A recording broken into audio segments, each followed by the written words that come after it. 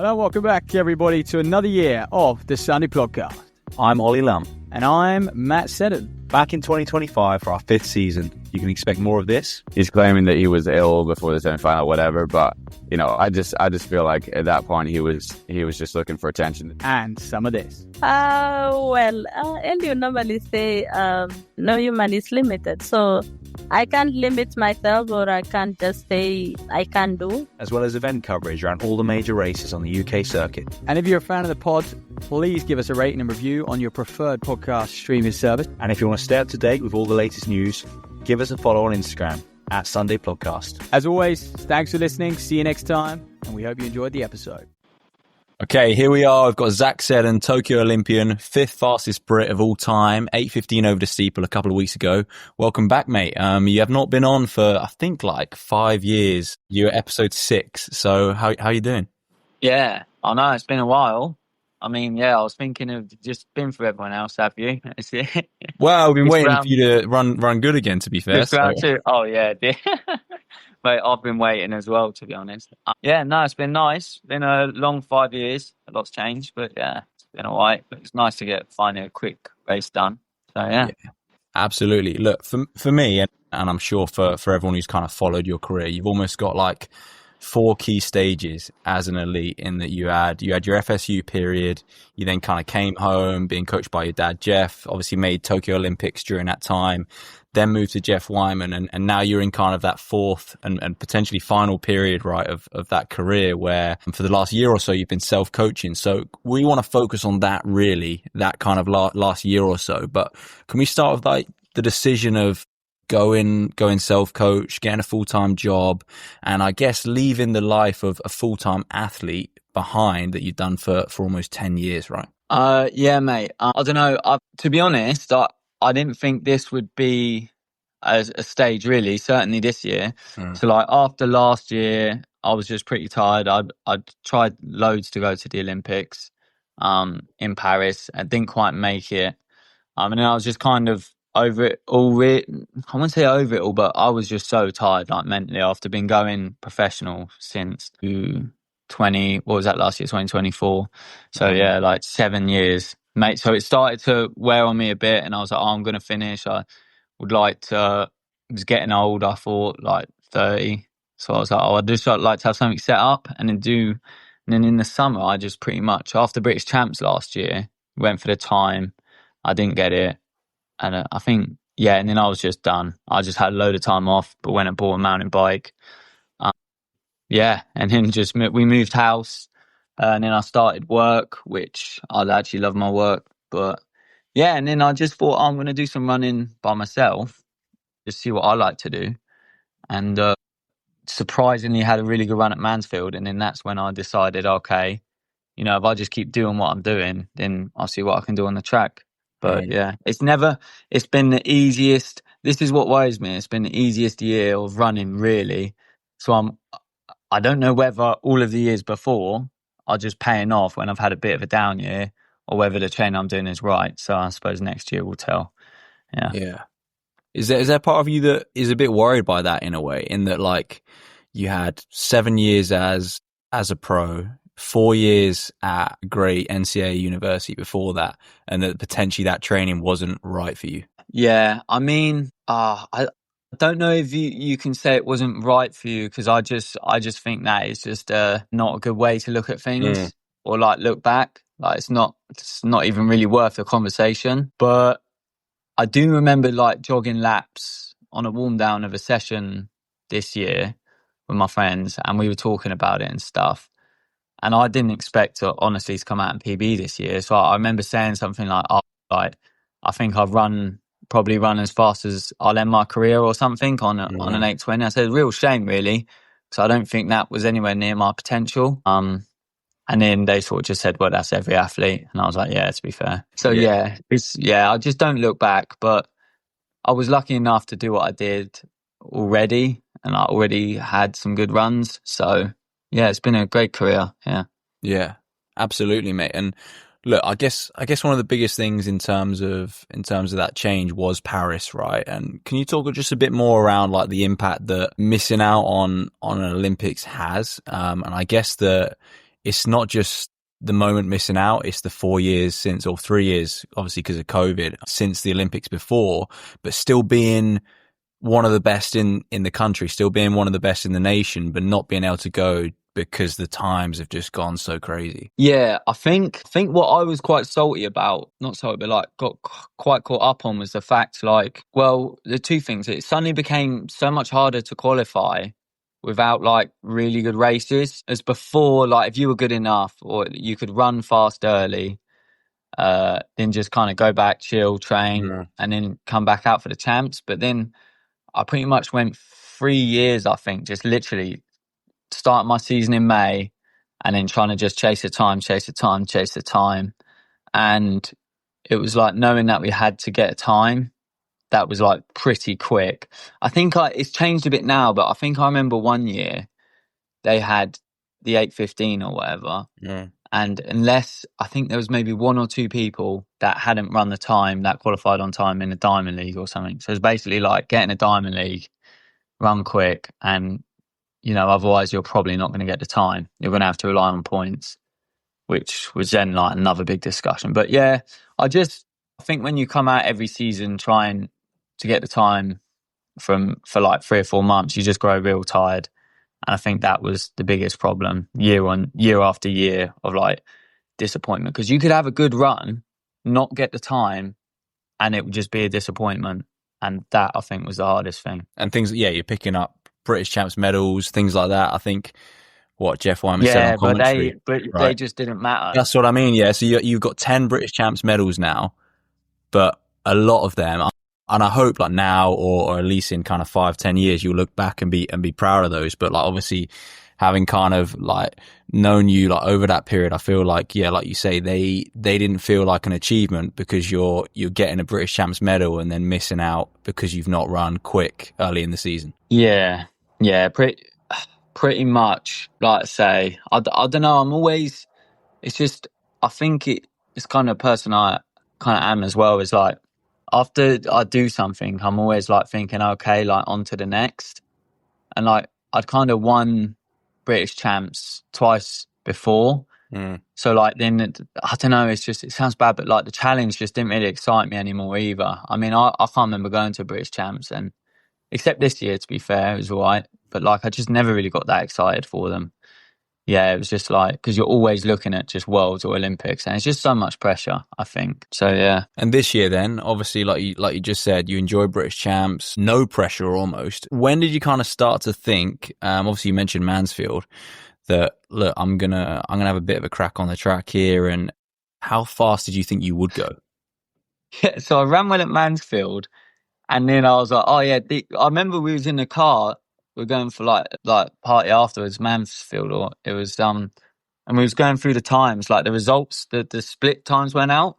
So then like we were just calculating the like from the legs, it said leg 1 this time, so you had to calculate your time, and I was with one of our teammates and we calculated my time, and I was like, what?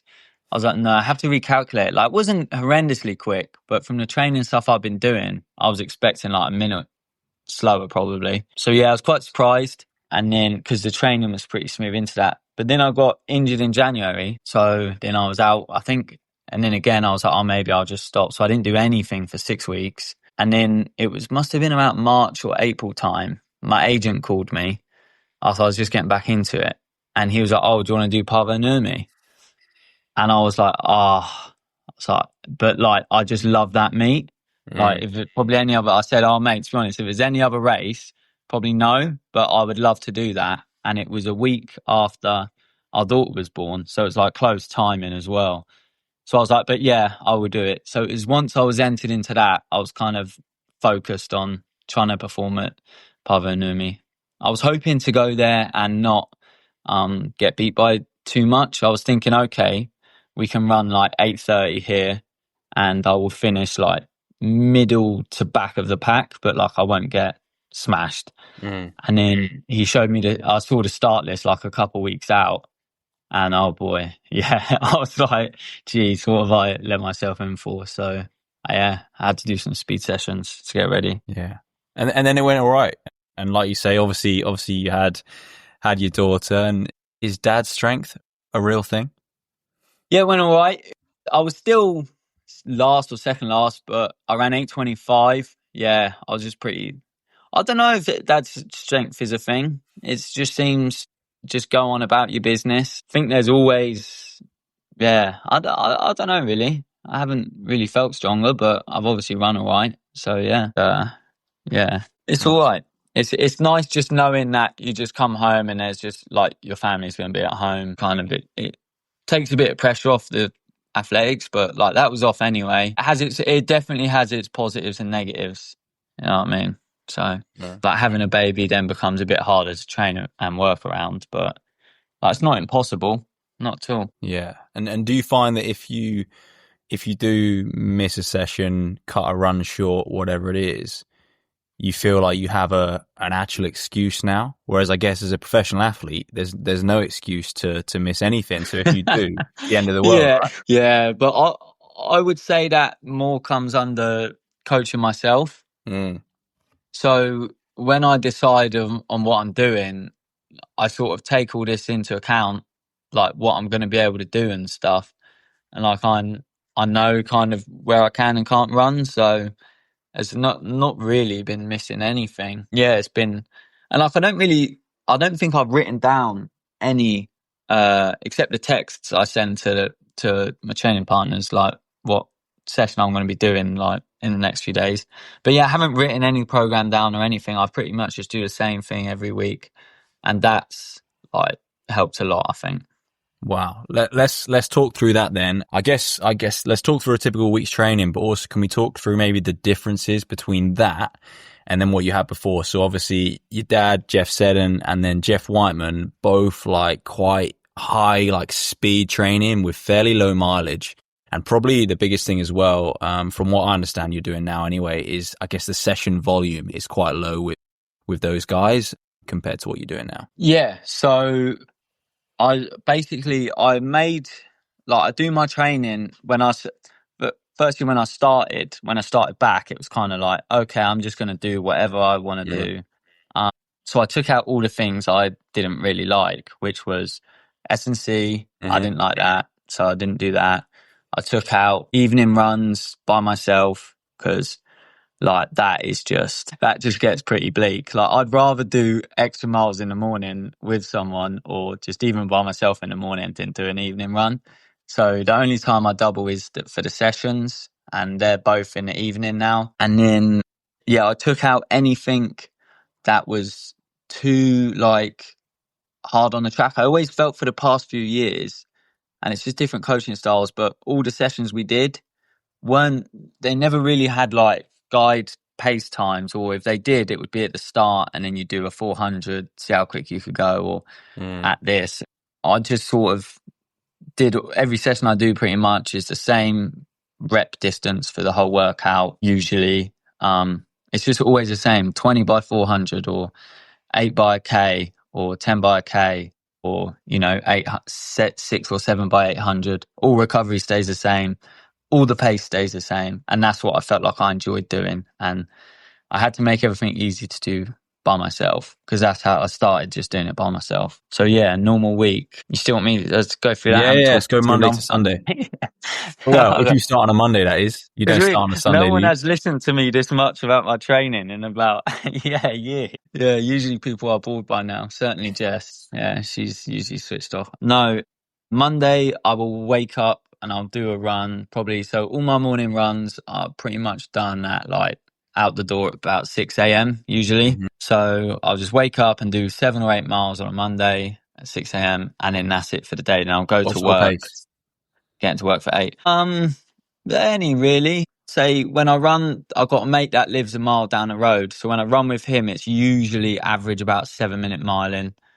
If I go by myself, it usually goes to about 6:40s, somewhere in that region. So that's Monday. That's all I do, just that morning run, which is so nice because by 8 a.m. I'll have resting now until Tuesday. Tuesday, wake up, and these are the key days, the Tuesday and a Friday. Tuesday, I'll wake up, same thing, 6 a.m. I'll be out the door. And in peak training, when I was doing 70 mile a week, I would be doing 8 miles probably on Tuesday morning, and then come back, go to work, and then on Tuesday evening, then I'd do a big track session. So 20 by 400 off 30 seconds recovery, something like that, or 10 by K, 6. I don't know if we ever did 8 by a mile. I think we usually maybe we did do 8 by a mile. Yeah, 8 by a mile sometimes. Yeah, so always that. And then the sessions are usually very achievable. But they got quicker throughout the year. But yeah, always set achievable. So I think when we do 20 by 400s, 66 usually off 30 seconds, and you feel okay. But that started out at like 71, 72. Yeah, and then go home, obviously. Sorry, mate. Is that in like carbons, in spikes? You wearing trainers? What are you doing those sessions? Carbons. It would be carbons usually for that. Some of the sessions, say we do 20 by 400 off a minute, then they'll be a bit quicker. That'll be spikes. And then, yeah, if we were to do, I think we've done like 20 by 300 coming into the spring off like 100 jog. That was in spikes. Yeah, I haven't really. And then there was sometimes I just wanted to wear spikes because it just felt a bit nicer. So, yeah, but spikes or carbons, it doesn't matter. I wouldn't do it not in carbons or spikes because then that would be tough. Yeah. Yeah, I would feel sorry for you if you did that. And then Wednesday would be a rest day. So nothing on a Wednesday. Thursday, again, would be a morning run with my mate, like 7-minute miling, 6 a.m. And then that's it. Friday would be the same as Tuesday, morning run, evening session. So usually if we've gone 400s on Tuesday, we do Ks or miles Friday, or the other way around. A lot of it's on feel. Like if we start to get too tired, then I'll just do like kind of easier miles or Ks. Saturday, I will do anything I need to do to make my mile to 70, my week to 70 miles. So like I know I'm going to do a 15 on Sunday because I do that every week. Yeah. And then Saturday could be between 3 miles and 7, 10 miles maybe if it's been a bad week. So yeah, that is so nice. When you get to Saturday and you only need 3 miles to make it 70, boy. Yeah. That is so nice. But and yeah, that's and better that's than my doing week. that on Sunday, right? That's better than getting to Sunday and then having to top it up. So you might, not having to end up doing 18s and 20s. No, yeah. Again, I just found that like, I don't know, I just really found I just want to do anything that like either one I want to do mentally. So if I don't enjoy it, I figure I ain't going to do it. And then two, like I have to be able to handle it. If I started doing 18 milers, I would just get too tired and my back gets like sore. So yeah. Yeah. Okay. And then that Sunday run, what's the pace of that? Because I know you used to kind of lash a lot of your runs, right? You run pretty quick. Like to me, saying now 640s for an easy run is sounded pretty slow for when I run with you anyway. Yeah, that again will be probably average about 640s throughout the year. There are some that'll be 630s, some that'll be 650s, but usually starts at 7 just outside, and then by sort of 2 or 3 miles in, you're at 640, and there'll be some quicker miles. But yeah, it's just kind of just easy again. Yeah. Again, that's what's worrying, mate. Everything was quite easy, so don't know. Yeah, and I think obviously, like you say in there, it's like it's fairly easy. It's really simple. It's the same thing. But I think what's more, I guess, strange in a way for a lot of people is that you've done that from when, like January or just after you got injured in January to now, and you've not really changed at all, or have you changed it at all? No, I did. We started to do more track sessions, obviously, because so sort of. Then you do 20 by 400 off a minute. The only session that I think that changed, we did, like, I watch YouTube and I watched Jakob on YouTube, and he did, I didn't really like this session, but it's when you do the 6 4s and then 6 3s. Yeah. I just did that off 2 minutes. That wasn't, because like I said, I like to do the same rep. So we had to change that, which is a bit annoying, but it's good enough for Jakob. And then, so we did stuff like that.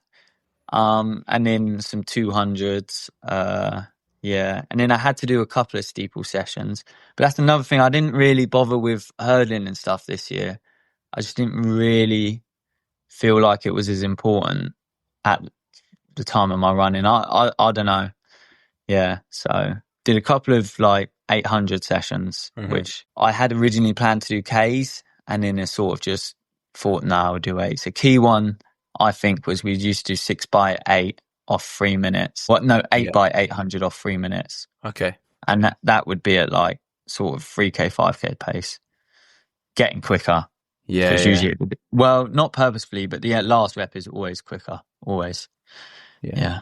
Is that flat out last rep or those days are gone? Not flat. I haven't done any session flat out this year. Yeah. But I remember, because I remember Matty came down and he was pacing it one week. I was like, knew I was in all right shape because he was like pacing and I was kind of egging him on a bit, saying, go on, go quicker.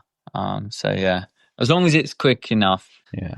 Yeah. Okay. And I think for me as well, one of the interesting things here, you're not writing this down and planning out the next 6 months, right? You're not even planning out the next 4 weeks and writing that down. At what point you decide in these sessions, and then we'll talk about the group in a bit, but and then like sending that out. Like how late is it that you're thinking, okay, it's going to be Ks tonight or it's going to be miles? You know what I mean? Like when are you deciding that? Yeah, probably anywhere between like the day of and the session out, really. So a couple sessions out, because you think, okay, like if I think yesterday is Monday, I think, okay, Tuesday I want to do 4s and then Ks on a weekend. So it'll be like that, really. Yeah, I think the good thing is that we haven't got a load of sessions that we've been doing to choose from. So, and one of my things when I started back, because after the summer and stuff, I was by myself. I honestly feel like I'd done every session under the sun. I'd gone K, 8, 6, 4, 4, just every rep, every session, every jog, every copy. I'd done it. I feel like because I've been running for so long, I literally done them all. And I was like, I literally just couldn't be bothered to think of a weird, wonderful session just for the sake of it. I thought, what do I want to improve? Okay, that's my endurance, probably. And then what's the easiest way to do that? And then just do the same thing. Yeah. But that's because I'm a bit older, mate. When I was younger, I used to like it when we do different reps and different recoveries and But I just, and if it works, and then that's the thing, I just always thought, like you say about make change right down, I always thought it will come, but I will just wait until I plateaued in the season. I was like, okay, if I have a couple of weeks and I'm getting stuck and then, form dips a bit, then I'll try and change something. But never really came. So I just didn't bother changing anything. Just kept doing what I was doing. Yeah. And are you still running in Swinley? And so it's like quite hilly for all of your runs, or is it just on a Sunday? Yeah. Mate, it was. We were doing that a little bit because my mate that lives down the road, we can run from my house. Okay. And then I think it got to a point one day when we were just like, mate, like, I can't face going in up them hills again. So I do a lot of running around. There's a lake near mine as well. So we go down there. So, yeah. It's probably, mix. It's not that hilly, but it's hilly enough where I live. And again, I guess just that mentality difference to thinking like you're running with your mate and you're like, well, that's too hard. So I don't want to do that versus look, a year, 2 years, 3 years ago, certainly, I think you'd be going to the forest to get to a hill and then to hurt yourself going up it and to make the run really hard. Yeah, I think you just get so worried about things because you always want to be like the best, but in many ways, like it's not. It's just really, that's what I think is the toughest thing about the toughest thing about our sport is that, like, this is my opinion. I really don't think it's the person who trains the hardest that gets the best results. It's like, and there's not even any medals for training the hardest. So you've just got to be smart, and it's like just a consistently hard effort. But it was a bit sad, really, because in the last summer, you kind of have to wave goodbye, or so I thought, to running quick, and you have to be okay with that. So I was like, look, I'm going to run, I'm going to enjoy it, but I can't really run 8:15, 8:10, whatever. Yeah. So like, it's quite sad to think, right, well, I'm done with that then. But then you get over it, then I was okay with it, and then it kind of worked the other way. So shows what a mental game it is as well as physical. Yeah. I think being mentally like sound enables you to do the right physical things. Yeah. Yeah. Absolutely. Talk about the group then, because you mentioned like right at the start, you were like, okay, well, I just don't want to think about it. I'm going to do something on my own, get rid of what I don't like. But now you've got a load of guys doing it with you. Do you coach them? Like, yeah, you're training partners, but you're sending the sessions out. Are you the coach as well? No, I was not the coach. Like, yeah, like I started last year, doing what I was doing, just being by myself. And then there's Dan Brocklin. I was doing a bit with him, a guy at local right in the winter. And then I got to Christmas, got injured in January, and then my main training partner from then on was Ben Bradley. So he kind of ran podium, and then he kind of after podium was just like, oh man, like he was in a position I was in the summer. Like, oh, I'm done. So we both started back in about February time, kind of just working together, and that was the real catalyst, I think, because in once you've got two, then more people think, oh, I'm just going to jump in a session, and then now we got like, I don't know, we've done sessions where I've led like maybe only 2 or 3 reps out of 16. It's unreal because everyone just comes down and plays their part.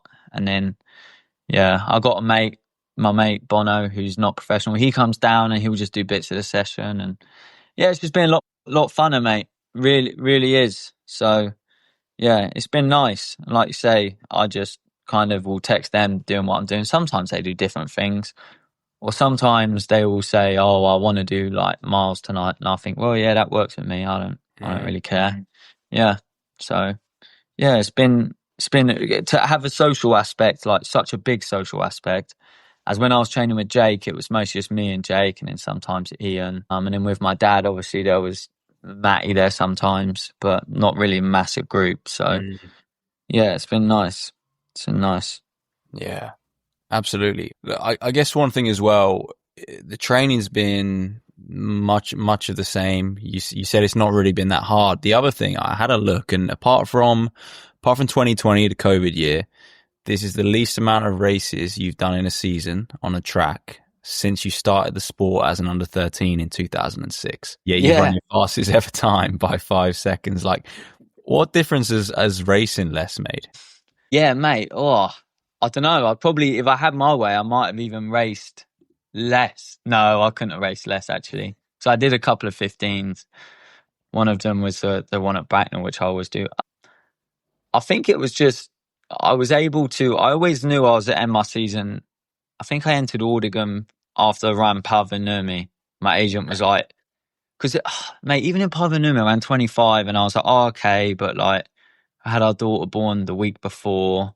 So I was like, oh, like maybe I could go a bit quicker. But my agent was like, look, mate, like I seriously think from what I've seen, you can go quicker.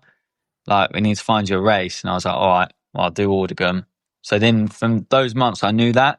And then I was able just to plan my season around that, which was basically, and I knew I'd do British champs and then just a 1500 before that. And that was all I think all I needed, I thought, to try and attack my PB in Oordegem.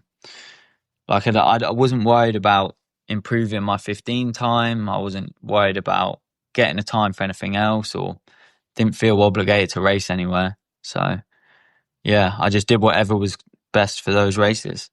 Yeah. And with that, I think as well, like since after finishing at FSU, I think you've been to altitude every year, apart from this one. Yeah. Obviously, you've got that, right? We said at the start, you've got all this training in the bank, you've got all these racing and experiences in the bank, but it must feel a bit weird, right? To have not gone away on a camp and made those sacrifices and you're flying. Yeah, there's a couple things. I just feel like when you're full time, like you feel like you have to fill your day with stuff or fill your time and do these things. But no, it's like evidence back or science back to evidence. I don't know, whatever it is. That altitude helps, like it works, doesn't it? So if you can go and do it correctly, you should go. But there's been so many years where I think I just maybe went and didn't do it correctly. Or I was really flying after altitude, and then you come home and you haven't been to altitude for like a couple months, so you kind of lose that effect. I think just this year, not going, keeping everything exactly the same, I just pretty much knew what I was going to get in workouts and stuff like that. So there's advantages and disadvantages. Like, it's a very safe, controlled environment at your training from home at your house. So, you know, because I was in a position where I wasn't really taking big swings at anything, I wasn't really too concerned. I was quite happy not going to altitude. If it came to, maybe there was a year that I thought, right, I'm really going to try and just take a big swing, I would try and go to altitude. I think if you do anything correctly works, anything incorrectly doesn't work. Yeah. Cool. And then how would you compare your 8:15 a couple of weeks ago in Belgium to running 8:21 in Rome in 2019? Because I was trying to think about probably like what your like other best races, right? Because obviously you're running quicker than that in between, but I think the 8:21 in Rome, that was pre super spikes as well. And the sport was just kind of in a very different place in terms of like all the tech. And so I think they're probably, I'd say they're probably your two best performers anyway. You tell me if you disagree, but I'd probably be interested for you to like talk about the two performances and maybe which one's better. Cause obviously one of them's faster on paper, right? But feel like my best, Rome, oh mate, was unreal. Like, I got into the Diamond League in Rome, I think that year, off of coming fifth at Euros. So, and then had a rocky kind of winter, and I was just going into Rome, and literally, mate, I just got on the back of that field and just hung on for like dear life. I had like a clean, smooth run, like people went nicely ahead of you. Wasn't too busy back there, so you could see every hurdle, but you still had someone in front of you. That was just, and the laps were hideously even, I think. But it was a big breakthrough for me. But I'd say, like, those races where you kind of just get everything out of yourself. That was definitely one of those. Like, I remember I walked to the warm-up area afterwards, and it's like a gorgeous like warm-up track, and I was just spewing all over it. It's horrible. Like, I was completely like done. So Rome was like, great. Like, one of the runs you'll always remember in your career. And then I think, but my best run was later that year. I ran 8:22 in the heats at Worlds. Yeah. Which was like, you hit the front as well. Is that one? Yeah.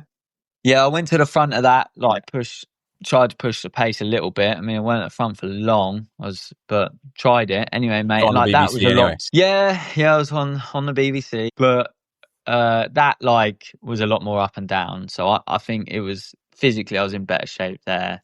And in this one in Belgium, mate, just I still can't wrap my head around it, because it worries me as well that literally everyone in that race went fast. Like, so you think of, like, usually if you go get PB and go fast, it's always nice to do it when not many other people do, but literally everyone was fine, man. So it's a quick track, obviously, and quick race. But as far as the race went, mate, because I wasn't very confident, I went off at the back. So like, I was in this massive like bubble of people, and everyone was like quite single file up front. They put 25 of us in there, and it was just, I was up and down. I think I finished in like lane 3 or something. So I just ran so wide. I remember us talking afterwards. I think actual 3K, I must have gone through, well sub 8:15 because of just running wide. As Rome, like, I went through 3K in 8:21, mate, like, So, so I certainly think there's a lot more there. I think there's more there after running 8:15 than there was running 8:21. But it's just also the fact that everyone ran PBs when I ran 8:15 is a bit like, was there something just really special about the night rather than how I ran? What do you mean by that special about the night? Just like the conditions, or do you mean like a bit of, I don't know, it's one of them, magic night, if you like? Yeah, it's just like you have those races, don't you? It's like, I mean, not the same at all, but like the men's Olympic final in the 800 in London, like everyone just ran quick. Like, you see it often in Diamond Leagues, like, or wasn't there a 5K earlier this year or something?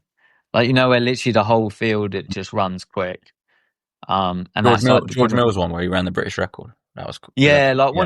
Was everyone just good? Yeah, everyone is quick. So you look at the finish, PB, and like, there's obviously like, that is just a great race and a great opportunity to be a part of.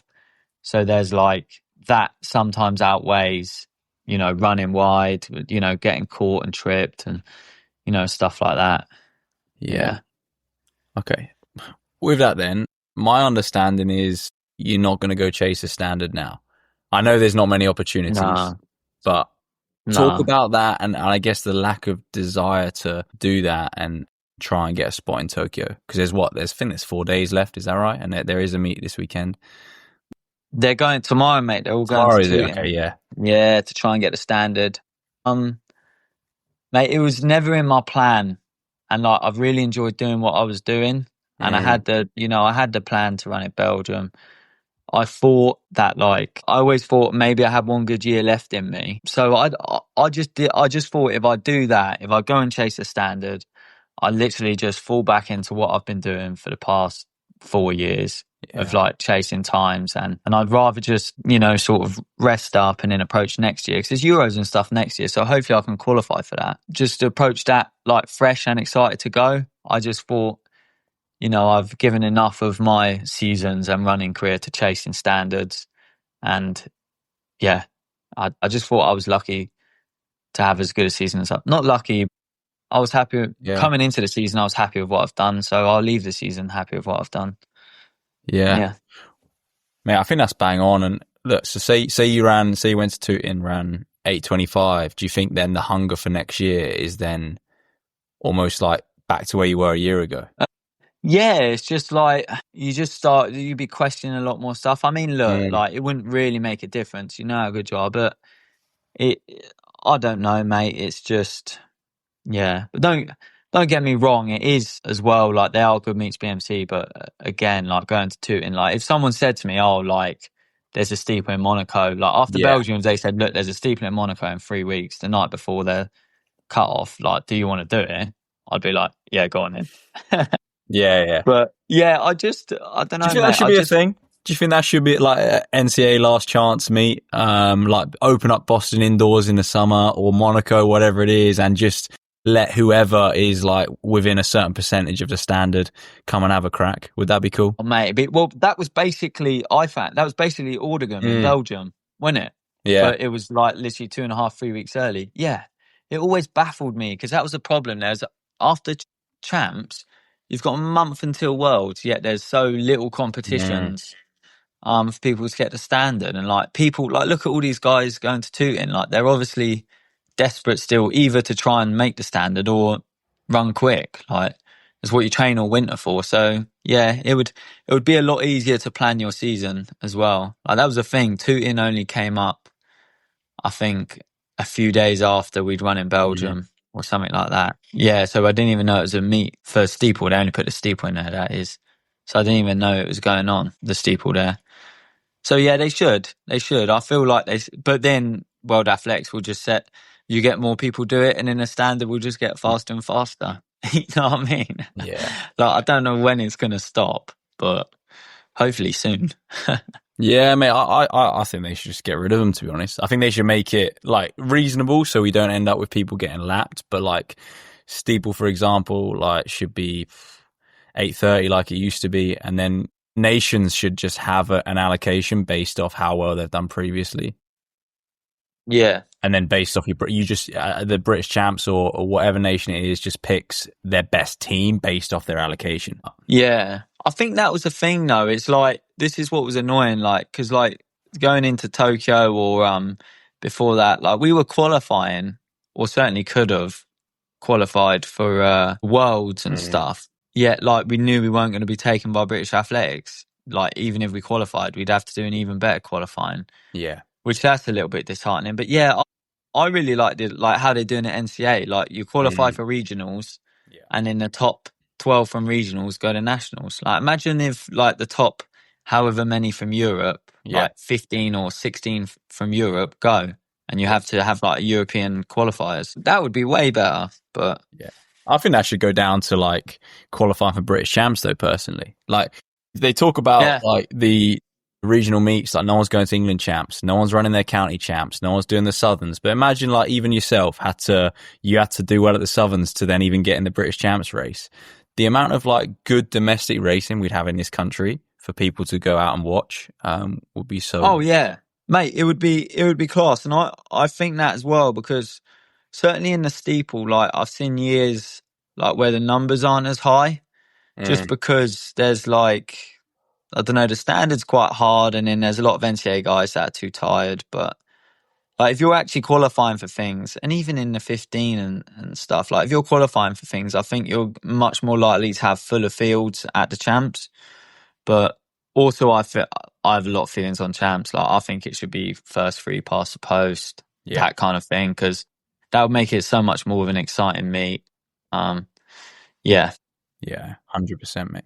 Well, look, just before we get into a little bit of quick fire, going forward, what's the goal, mate? You mentioned Europeans, but are you still thinking about having a crack at World Cross in Tally? Oh, mate, I was thinking about having a crack at World Cross in Tallahassee, but the trial is when I'm away for Thanksgiving with Jess and a baby, which is like, she said I could do the trial, but I'm going to maybe try and race a few cross countries beforehand to see what shape I'm in, because Yeah, I don't want to like miss that and stay at home by myself if I'm going to go to Liverpool and come like 30th. You know what I mean? Like I should know whether I'm within striking distance, but I would love to do World Cross on home course. Yeah. I think it would be like the best thing of the career. So, close to. Yeah, and in Euros next year, I think I really have a like dream of doing that now. So, yeah. And that would be like if I can essentially it would qualify. be like two home champs, right? In terms of World Cross, where you went to college, and then Birmingham just down the road, really as well for Europeans. Yeah, that's the thing. And I just think Euros is just such a good meet. You know, it's like, and now, I mean, it's Europeans are so strong in all events, even distance. Like, it's not the weak event, or distance isn't weak in Europe like it used to be. No. It's like, if you're winning Euros, you're very, very good. Yeah. Okay, cool. Let's just a quick fires. And we've been asking most of our guests recently. Have you ever read something about yourself or heard something on a podcast maybe that you're like, that's just way off? Not really. No. But no, I would never even read stuff really about myself. I don't really like doing that. No. Sure. Do you have a favorite athlete on the circuit? Like, obviously, well, you've been watching Yakov's videos, doing his sessions, but is there anyone you like? They do it the right way, or it's cool to follow their career, or even people you know personally, right? Yeah, mate. I think Jakob's well good. Like, obviously, Jake, it's like real good mate of mine, so he would be my favorite athlete on the circuit. And then there's a few people I like. I just love watching a steeple, mate. Like, I think Albacali's class. He's pretty cool. Yeah. And then anyone that does the 10 major champs, what a race. Yeah. Any 10K major champs runner. Yeah. Love it. And then finally, if you could change one thing about running or the sport in general, what would it be? If I could change one thing. Yeah, anything. Like, you can, like, world's your oyster. What? Could I pay like anyone that runs under 820 $1 million? Yeah. There you go.